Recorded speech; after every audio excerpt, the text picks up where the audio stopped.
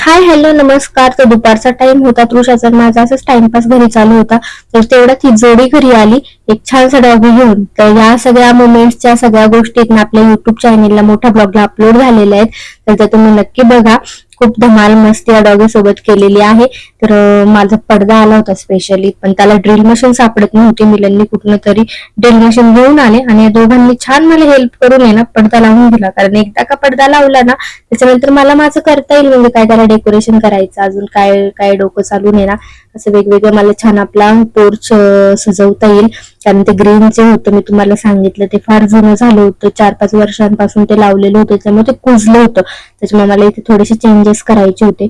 तर याला अजून भरपूर काय काय याच्यात गोष्टी बदलतील, ते पुढे पुढे तुम्हाला कळेलच. तर दुपारी आहे ना असं चटपटीत खाण्याचं मन सगळ्यांनाच होतं आणि ललिताला स्पेशली आहे ना या अशा गोष्टी बनवायला ना खूप इंटरेस्ट आहे आणि छान बनवते तिला आवड पण आहे. मी सगळं सामान आणून दिलं आणि ते पनीर चिल्ली आणि सँडविच बनवायची तयारी आमची चालू होती.